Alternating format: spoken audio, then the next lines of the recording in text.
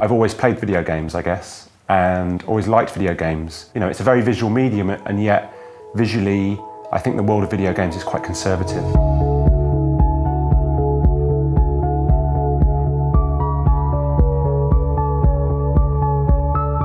I'm from a kind of graphic art illustration background. There were lots of video games that I loved, but they didn't look much like the sort of visual art stuff that I love. And it was kind of a no-brainer really to want to get involved with making them. Dick sent me a picture as a possible start for a video game. I think he said something like, hey, let's make a video game, I've drawn you a picture. And if he'd had any sense, he would have said, no, I don't want to. But he said yes, unfortunately, and that thing was the initial seed that became Hohokum.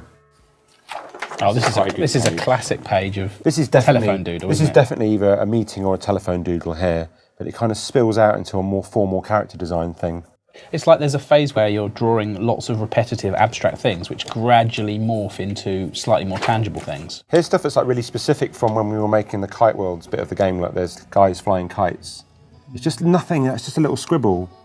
But it's weird, isn't it? Maybe that's the first time. So a lot of people ask about why this game has this particular look to it and where the art style comes from. The honest answer is it's pretty much how I draw. It's vector art, which means it has a clean edge look to it. I do it in such a way that there's a slight wonkiness to everything.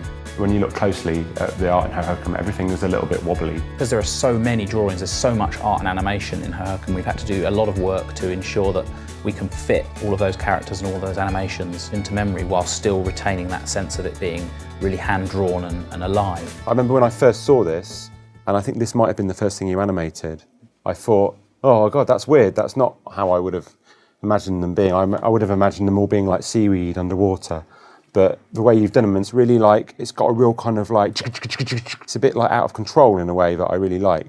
Animators have done things that we didn't expect them to do at all. Dick will draw something and a gameplay mechanic will come out of a drawing in a way that Dick didn't necessarily intend. Often I draw stuff and I have no idea what the gameplay would be. I quite like to surprise Ricky with that and go, I've drawn this thing, do you think this could be in the game? Have you got any kind of ideas for what might happen in this place? Or sometimes I will program a strange little toy made with circles and I'll send that to Dick and then he'll think about what that can be in a figurative sense and give it some sort of personality or make it a character. You know, because when you're making a game, you're making a piece of art, and the visual art side of it should be, I think, inherently part of that, not just a finish. Dick never really worked on a video game, never an especially technical person, and so there were certain practicalities about making a video game that he had to wrap his brain around. Initially, I'm the guy that draws and he's the guy that programs, and between us we try and make a game together.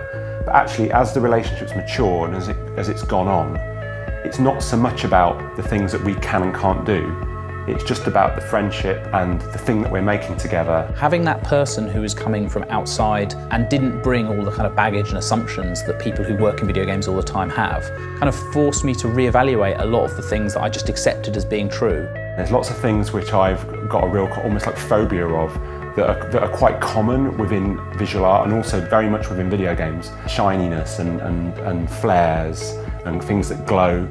It's ubiquitous within video games and I will have none of that in my art. I see those things as being like the equivalent of sugar and salt in food. They're both things that taste nice, but unfortunately we live in a world where people just, without really thinking about it too much, just put sugar and salt into all food.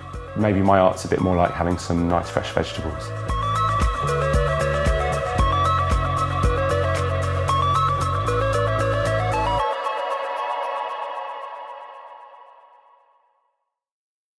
PlayStation